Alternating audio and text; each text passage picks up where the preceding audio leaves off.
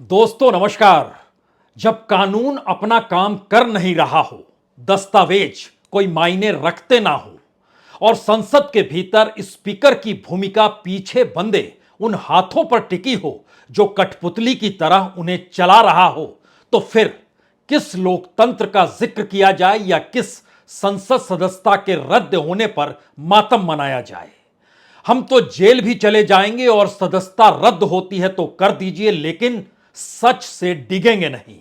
और अब तो एक रकम भी सामने आ गई है, 20,000 करोड़ की। और अडानी और मोदी के रिश्ते खोजते खोजते लग यही रहा है कि मोदी ही अडानी है। यह मैसेज 27 मिनट की उस प्रेस कॉन्फ्रेंस का है जिसका इंतजार कल से हो रहा था और बार बार इस बात का जिक्र था कि राहुल गांधी जेल जाएंगे या नहीं जाएंगे, वायनाड से चुनाव लड़ेगा तो कौन लड़ेगा, और आने वाले वक्त में कांग्रेस की रणनीति होगी तो क्या होगी। बहुत महीन लकीर है, अब इसे पढ़ने की कोशिश कीजिए, क्योंकि पार्लियामेंट के भीतर जो कुछ हुआ बहुत कम लोग इससे पहले जानते थे कि राहुल गांधी ने तमाम दस्तावेजों के साथ, तमाम डॉक्यूमेंट्स के साथ जिन बातों को पार्लियामेंट में अपने पहले भाषण में कहा, उसको दो दो बार स्पीकर को सौंपा और स्पीकर उसके बावजूद भी कोई जवाब नहीं दे पाए तो सीधे मुलाकात कर यह कहा कि जब देश के मंत्री उन पर आरोप लगाते हैं तो बतौर पार्लियामेंट्री उनका यह हक बनता है और नियम कायदे के अनुसार बनता है कि पार्लियामेंट के भीतर उन्हें कहने की इजाजत दे दी जाए। और स्पीकर महोदय मुस्कुराते रहे, ऑफर करते रहे कि आप हमारे साथ चाय पीजिए, लेकिन जिक्र उन बातों का बिल्कुल नहीं था। क्या एक ऐसी स्थिति संसद के भीतर भी आ चुकी है जहां कानून मायने नहीं रखता है, डॉक्यूमेंटेशन भी मायने नहीं रखता है, यानी फैक्ट्स कुछ भी मायने इस देश के भीतर में अगर संसद में नहीं रहते हैं तो बाहर कैसे रहेंगे। यहीं से दूसरा सवाल निकल कर आया रिश्तों का। जो बार बार जिक्र अडानी और मोदी के रिश्तों का जिक्र अपने भाषण में किया राहुल गांधी ने, आज उसको भी डिकोड करने की कोशिश की। 3 सवाल सीधे तौर पर उठा दिए। पहला सवाल तो यह था कि जो शेल कंपनियां काम कर रही है, उन शेल कंपनियों के जरिए अगर 20,000 करोड़ रुपया आया है तो वो देने वाला कौन सा शख्स है।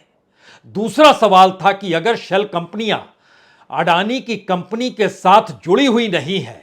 तो इस रकम को किस आधार पर देखा जाए, और उसके हिसाब से अगर इस इंटरप्रिटेशन को आगे बढ़ाएंगे तो जो ब्लैक मनी या मनी लॉन्ड्रिंग है उस पर इस देश की बड़ी जांच एजेंसी ईडी क्या कर रही है, क्या नहीं कर रही है, यह भी कहीं ना कहीं उस महीन लकीर के नीचे छुपा हुआ है। और तीसरा सवाल सबसे ज्यादा बड़ा, क्या यह पैसा देश के प्रधानमंत्री नरेंद्र मोदी का दिया हुआ है? जिस समय से वो मुख्यमंत्री थे तब से उनके रिश्ते रहे हैं और यह एक खुली किताब की तरह है जिसमें किसी भी पन्ने को पलटकर जिज्ञासा पैदा करने की जरूरत नहीं है, बल्कि 2002 के दंगों के बाद जो रिश्ते अडानीज के साथ वाइब्रेंट गुजरात के जरिए वहां पर खड़े हुए, वह पूरा नेक्सस कैसे बनता चला गया, उसकी भी एक महीन लकीर आज राहुल गांधी ने यह कहकर खींच डाली कि रिश्ते प्रधानमंत्री भर का नहीं है, रिश्ते तो मुख्यमंत्री पद पर रहने के दौरान से हैं। और कौन भूल सकता है चार्टर्ड विमान, और कौन भूल सकता है चार्टर्ड विमान के भीतर की तस्वीरों को। यह दूसरा सवाल था जो बड़ा सवाल था। और तीसरा सवाल कहीं इन दोनों परिस्थितियों से आगे का है। 20,000 करोड़ की रकम इस देश के जहन में अब बस जानी चाहिए। राहुल गांधी ने 27 मिनट की प्रेस कॉन्फ्रेंस में कम से कम 20 बार इस रकम का जिक्र किया। वो जानते हैं कि इस देश के भीतर जब घोपले घोटाले स्कैम होते हैं तो एक रकम होती है। बफोर्स घोटाला हुआ था तो भी एक रकम थी और वीपी सिंह जनता के बीच निकल गए और बार बार जिक्र करते थे मैं जेब से वो कागज निकालूं, और जनता वीपी सिंह के साथ खड़ी हो गई और सबसे ताकतवर प्रधानमंत्री संख्या के लिहाज से राजीव गांधी की सत्ता ढहढहा कर गिर गई। और याद कीजिए मनमोहन सिंह के काल के दौरान या फिर उससे पहले याद कीजिए अटल बिहारी वाजपेयी के दौर की स्थिति, जब ताबूत घोटाले का जिक्र था और पेट्रोल पंप बांटने का जिक्र था और इन सब के बीच फर्टिलाइजर घोटाले का भी जिक्र था और शेयर बाजार का भी जिक्र था, तो रकम उभर कर सामने आती थी और वाजपेयी जी की शाइनिंग इंडिया धधा के गिर गई। और जब मनमोहन सिंह की सत्ता आई तो उसमें 2G स्कैम की भी एक रकम थी जो 1,76,000 करोड़ की थी। उसके बाद कोयला घोटाले की भी रकम थी, आदर्श स्कैम की भी रकम थी, कॉमनवेल्थ घोटाले की भी रकम थी। और बीते 9 बरस से मोदी सत्ता लगातार बचती चली गई कि सिर्फ आरोप लगाने से कुछ नहीं होता है। तो आज राहुल गांधी ने जब कैटेगरी इन बातों का जिक्र किया कि शेल कंपनियों से आए 20,000 करोड़, और जब अडानी का अपना बिजनेस इंफ्रास्ट्रक्चर से जुड़ा है तो वो पैसा तो उनके पास अपने जरिए आ नहीं सकता है। तो वो पैसा कैसे आया है, किस रूप में आया है, यानी पहली बार एक रकम के साथ सीधे सीधे मोदी सत्ता पर यह कहते हुए हमला बोला गया कि दरअसल करप्ट है यह सरकार और भ्रष्टाचार में जिस लिहाज से नेक्सस के आश्रय काम करती है उसमें क्रोनी कैपिटलिज्म मत देखिए, उसमें यह देखिए कि अंबानी अडानी और मोदी के बीच के जो रिश्ते हैं वह अडानी मोदी हैं या मोदी अडानी हैं। और इस धागे को पकड़कर उन्होंने 3 बातों का जिक्र और खुले तौर पर कर दिया। उन्होंने कहा, आप मेरी सदस्यता रद्द कर सकते हैं, कर दीजिए, मैं अपनी बात पर अडिग हूं और इसे कहता रहूंगा। दूसरा जिक्र जिसका लोग इंतजार कर रहे थे, उन्होंने कहा, मैं जेल में भी मुझे बंद कर दीजिए, मैं जेल भी जाने को तैयार हूं। इसका मतलब 2 है। पहला मतलब यह है कि अब जिस मामले को लेकर उनकी सदस्यता रद्द की गई है उस पर कोई कानूनी पहल होगी कांग्रेस की तरफ से या नहीं होगी, या इसे एक मौके के तौर पर कांग्रेस अपने साथ खड़ा कर देगी। क्योंकि अगर जेल में राहुल गांधी चले जाते हैं और कल जब उनकी सदस्यता रद्द की गई तो हर किसी को इंदिरा गांधी ही क्यों याद आ गए, जबकि इस देश के 32 और सांसद की सदस्यता रद्द की जा चुकी है। उन पे जो पूरे आरोपों की फेरिस्त है वो ऐसे वैसे आरोप नहीं है, लेकिन मानहानि का मामला। और इसी तर्ज पर देखिए तो इंदिरा गांधी के दौर को याद कीजिए। इंदिरा गांधी को लेकर इलाहाबाद हाईकोर्ट ने जब उनको कटघरे में खड़ा किया था तो 2 ही फैसले थे। एक फैसला था कि जो लाउड स्पीकर का इस्तेमाल किया गया और लाउड स्पीकर के लिए जो बिजली दी गई वह उस वक्त चुनाव आयोग के उस खर्चे पानी से नहीं जुड़ा हुआ था, और दूसरा हिस्सा था कि पीएमओ के अधिकारी चुनाव प्रचार के दौरान सक्रिय थे इंदिरा गांधी के साथ, और उसके बाद उनकी पूरी सदस्यता पर जो सवाल उठा और उनको इमरजेंसी लगाई गई, उस मुकाबले मौजूदा वक्त को अगर आप देखना शुरू करेंगे तो आपको हो सकता है मानहानि कुछ उसी अंदाज में दिखाई देने लगे। तो क्या राहुल गांधी समझ रहे हैं या जान चुके हैं कि दरअसल इस देश के भीतर में एक करंट चल रहा है? उस करंट का मतलब बहुत साफ अभी तक था कि लोकतंत्र पे हमला है, संवैधानिक संस्थानों का खत्म होना है, लेकिन पहली बार वो करंट इस रूप में नजर आया कि सरकार कानून को दरकिनार कर जैसे चाहे वैसे अपनी पहल कर सकती है और बता सकती है कि यही तो कानून है। क्योंकि कानून के दायरे में जो सजा सुनाई गई उसके बाद एक झटके में बीजेपी के भीतर से ओबीसी की सवाल उठने लगे और कहा जाने लगा कि ओबीसी को लेकर राहुल गांधी ने कमेंट किया है। तो यहां पर एक चीज और जहन में रखिए, उत्तर प्रदेश के चुनाव के वक्त खुले तौर पर बीजेपी की रणनीति जो सार्वजनिक हो गई थी और कहते थे अपने भाषणों में Yadav minus OBC, Jatav minus Dalit, यानी यादव को माइनस कर दीजिए ओबीसी, उनके वोट हमको नहीं मिलेंगे, और जाटव को माइनस कर दीजिए दलितों में क्योंकि मायावती उनकी लीडर है तो उनके वोट भी नहीं मिलेंगे, बाकी वोटों पर ध्यान दें। यानी पूरे एक तबके को ओबीसी से निकालकर राजनीति साधने का अनूठा खेल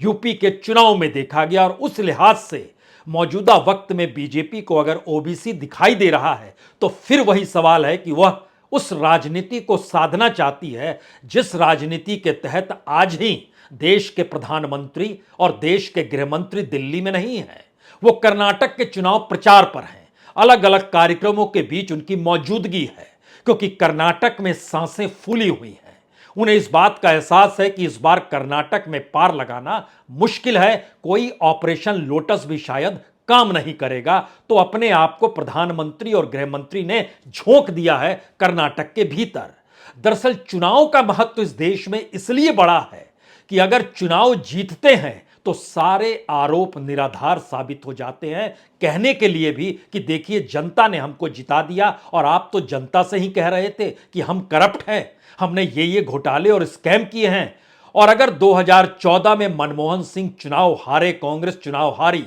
तो पूरे घोटालों की फहरिस्त है कि देखिए हम कहते थे ना कि आप घोटालेबाज हैं, स्कैम करते हैं। यह अलग मसला है कि 2G के तहत किसी को जेल अभी नहीं हुई, कोयला घोटाले में किसी को जेल नहीं हुई, CWG में जिसे जेल हुई थी कॉमनवेल्थ के तहत वो जमानत पर है, कलमाड़ी साहब। आदर्श घोटाले में जेल नहीं हुई। तो वह पूरी प्रक्रिया दरअसल चुनावी परिस्थितियों के इर्द गिर्द रेंगती है। और आज अगर प्रधानमंत्री और गृह मंत्री, कल जब फैसला आया कि विपक्ष के एक नेता की सदस्यता रद्द हो गई, उसके बाद वो चुनाव प्रचार पर निकल पड़े और उसके बाद उसी अंदाज में है जैसे कुछ हुआ ही नहीं, तो उनके लिए महत्वपूर्ण है कि किसी भी हालत में कर्नाटक का चुनाव जीतना है। और यहीं से दूसरा सवाल पलट के सामने पहली बार आ रहा है कि अब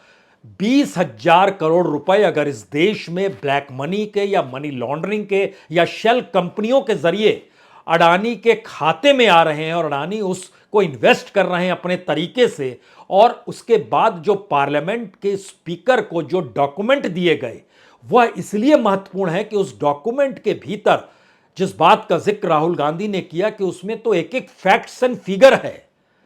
खास तौर से सरकार द्वारा बनाए गए नियम कायदों का जिक्र है और दुनिया के दूसरे देशों के साथ जो संबंध हुए अडानीज की कंपनी का, उसको लेकर जिक्र है। और जो सवाल देश के रक्षा मंत्रालय को यह कहकर उठाना चाहिए था कि दरअसल अडानी की कंपनी एक झटके में पोर्ट किंग से बढ़ते बढ़ते डिफेंस डील में कहां तक आ गई और इजराइल के साथ उनकी डिफेंस डील हो रही है, तो वो मुझे उठाना पड़ा और मैंने उसको डॉक्यूमेंट के साथ स्पीकर को सौंप दिए। लेकिन स्पीकर मुस्कुराते रहे।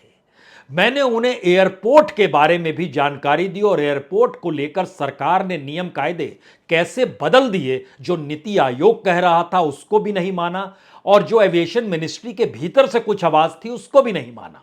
यानी अडानी के लिए अगर सब कुछ किया जा रहा है और यह आरोप अगर पीएमओ पर लग रहा है और जिक्र रिश्तों का हो रहा है, तो रिश्ता कहां खोजे? दोनों तो एक दूसरे में घुल मिल से गए हैं, क्योंकि खुले तौर पर सब किसी ने देखा है उस चार्टेड को जिस पे अडानी लिखा हुआ था और देश के प्रधानमंत्री बनने से पहले उसमें सफर कर रहे थे। अब यहां पर जो महत्वपूर्ण बात, इसका मतलब बहुत साफ है कि जिस 20,000 करोड़ का जिक्र हुआ है उसके पैरेलल में अगर आप फहरिस्त देखना शुरू करेंगे तो हजारों करोड़ उसके साए तले मोदी काल में ही छुपे हुए हैं। लेकिन उन बातों से आप सीधे पीएमओ को नहीं जोड़ सकते हैं। सीधे तौर पर आप यह कह सकते हैं कि देश की इकोनॉमिक को संभालने नहीं आता है, जो बैंकिंग सर्विस है उसको आप खोखला बना रहे हैं। आरबीआई के डायरेक्टर्स कुछ निर्देश दे देते हैं जो सरकार के कहने पर ही देते होंगे, क्योंकि डायरेक्टर्स की नियुक्ति भी तो पीएमओ के जरिए होती है।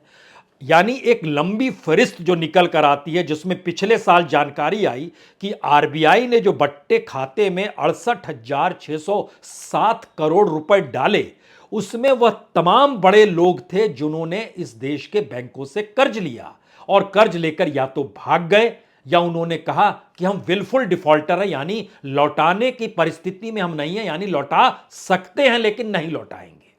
तो उनको एक राहत और रियायत दे दी गई सरकार के जरिए। लेकिन फिर वही मामला, सीधे तौर पर आप प्रधानमंत्री को कटघरे में खड़ा नहीं कर सकते हैं। हो सकता है फाइनेंस मिनिस्ट्री खड़ी हो जाए, हो सकता है इस दौर में हम ईडी को लेकर सवाल हो रहा है, इस दौर में सीबीआई की जांच को लेकर हो सकता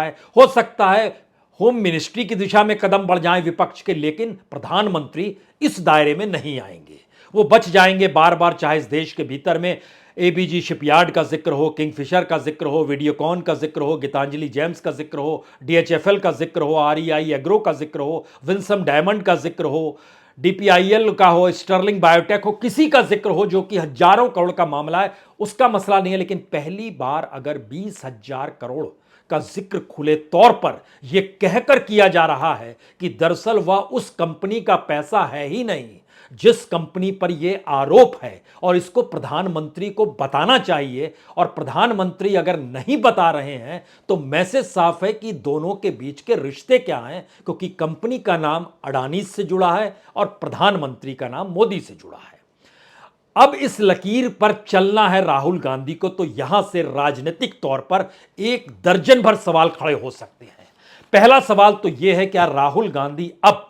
या कांग्रेस अब कानूनी प्रक्रिया को नहीं निभाएगी और राहुल गांधी जेल जाएंगे, और यह कहते हुए जेल जाएंगे कि मैं जेल में किस लिए गया, इस देश की जनता देख ले, और कांग्रेस इस दौर में सक्रिय हो जाएगी। पहला अनसुलझा सवाल यह भी है। दूसरा सवाल है कि अगर राहुल गांधी जेल जाएंगे तो क्या प्रियंका गांधी की एंट्री होने वाली है। प्रियंका गांधी आज जिस तरीके से प्रेस कॉन्फ्रेंस में मौजूद थी, राहुल गांधी के साथ चलकर आई और उस डायस के किनारे वो बैठी हुई थी और लगातार देख रही थी, समझ रही थी, सुन रही थी, और सबसे ज्यादा संवाद राहुल गांधी के साथ किसी का होता है तो वो प्रियंका गांधी का होता है। तो क्या ये प्रियंका गांधी की राजनीति में एंट्री का एक रास्ता नया खुलने वाला है और राहुल गांधी जेल में रहे, प्रियंका गांधी राजनीति को साधते हुए कांग्रेस की अगुवाई करने की दिशा में बढ़ जाए? ये दूसरा एक अनसुलझा सवाल है। तीसरा सवाल है कि जो कुछ हो रहा है वह बीजेपी एक नेशनल पार्टी है और कांग्रेस एक नेशनल पार्टी है। इस दौर में जो कुछ हुआ, जिस तर्ज पर हुआ, उसमें तमाम विपक्ष के नेता खड़े जरूर हो गए राहुल गांधी के पक्ष में, लेकिन दबी जुबां में, क्योंकि एमसीडी का बुलडोजर अगर कांग्रेस के दफ्तर पर पहुंचकर उन सीढ़ियों को तोड़ता है यह कहते हुए कि दरअसल यह गलत तरीके से बनाया गया है, तो एमसीडी पर अभी आम आदमी पार्टी का कब्जा है। दूसरी बात, अखिलेश यादव अगर ये कहते हैं कि कांग्रेस एक वक्त सत्ता में थी तो उन्होंने क्षेत्रीय दलों के ऊपर बड़े जुल्म किए और अब बीजेपी भी वैसा ही करती है, तो अब कांग्रेस समझ जाए। इस सियासत के भीतर की परिस्थिति को समझिए कि दरअसल राजनीति अब केंद्रित होती जा रही है और यह देश अब अलग अलग राजनीतिक दलों के आश्रय 2024 देखने को तैयार नहीं है।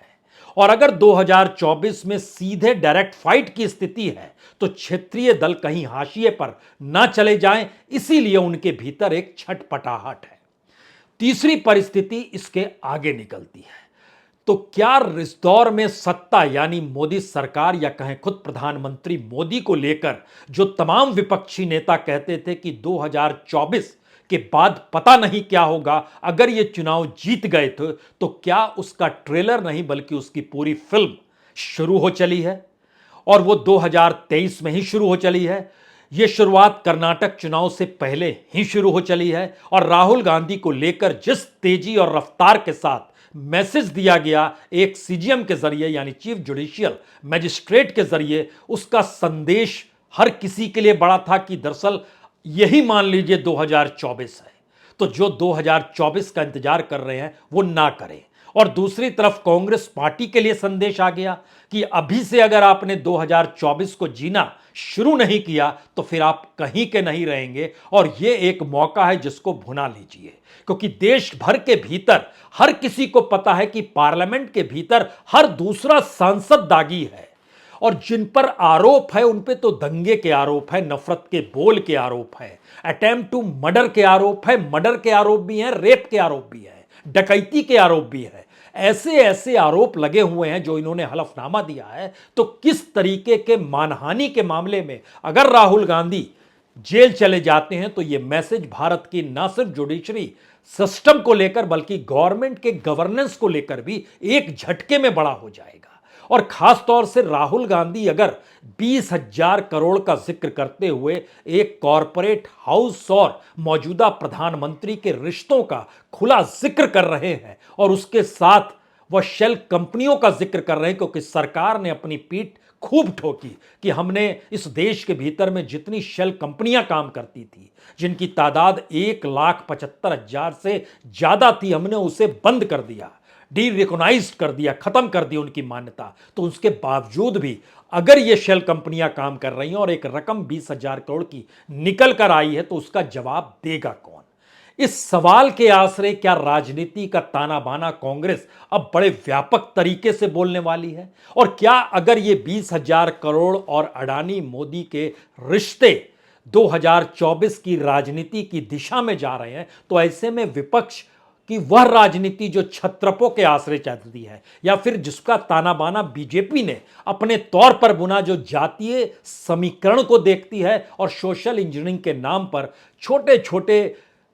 दलों को उभारती है, साथ खड़ी होती है, वो राजनीति तो 2024 में मायने नहीं रखेगी? या फिर इसके ठीक समानांतर जो 80-20 का खेल उत्तर प्रदेश से शुरू हुआ और जिसमें सांप्रदायिक राजनीति ने वोटों के ध्रुवीकरण में धर्म को लेकर लाकर खड़ा कर दिया, और उस पर इलेक्शन कमीशन की भी चुप्पी रही, सुप्रीम कोर्ट की भी चुप्पी रही, तो सवाल यह है कि क्या करप्शन और कॉरपोरेट और सत्ता का एक साथ होना और कानून को भी अपने हिसाब से परिभाषित करना और लोकसभा के भीतर स्पीकर का भी खामोशी से मुस्कुराते हुए सिर्फ चाय पिलाने और पीने का ऑफर करना और यह कहना कि हम कुछ नहीं कर सकते हैं, जैसा राहुल गांधी ने कहा, तो जब राहुल गांधी ने अपने तौर पर कह दिया कि स्पीकर उनसे कह रहे थे मैं कुछ नहीं कर सकता हूं, तब कई सवाल इस देश के लोकतंत्र के मंदिर को लेकर है। 4 मंत्रियों ने पार्लियामेंट के भीतर जो आरोप लगाए, अगर वो गलत हैं तो क्या उसका जवाब कोई नहीं देगा? यानी राहुल गांधी ये सवाल खुद से कर रहे हैं। दूसरा सवाल जो विदेशी ताकतों की मदद का था, जब ऐसा कहा ही नहीं गया और तमाम ऑडियो और वीडियो मौजूद है, तो क्या स्पीकर इसको भी नहीं सुनेंगे? और तीसरी बड़ी स्थिति है, क्या इस देश के भीतर में मीडिया और इंस्टीट्यूशन के दरवाजे विपक्षी पॉलिटिकल पार्टी के लिए बंद हो चुके हैं? रास्ता जनता का ही बचा है? तो फिर 2024 का इंतजार मत कीजिए, क्योंकि 2024 के बाद अगर मोदी सत्ता जीतती है, जिसका खौफ विपक्ष के भीतर है, पता नहीं क्या होगा, तो उसकी एक तस्वीर एक मैजिस्ट्रेट के फैसले के बाद राहुल गांधी की सदस्यता रद्द होने के साथ उभर कर आ गई। दूसरी बात जो जिक्र अदालत में हुआ, यानी मैजिस्ट्रेट के कोर्ट में हुआ, उसके एक कदम आगे बढ़कर बीजेपी ने कह दिया यह पूरे ओबीसी का मामला है। और तीसरी परिस्थिति है कि अब कांग्रेस भी तैयार है, राहुल गांधी जेल जाएं, प्रियंका गांधी निकल कर आए, या फिर कांग्रेस अपने तौर पर संघर्ष करने के लिए तैयार हो जाए, या राजनीतिक तौर पर रास्ता जनता के बीच जाने का ही बनता है। अब इन पन्नों का खुलना सिर्फ बाकी है, अन्यथा 2024 की मुनादी तो हो चली है। अगर आप सुन पा रहे हैं तो सुन लीजिए। बहुत बहुत शुक्रिया, बहुत बहुत शुक्रिया।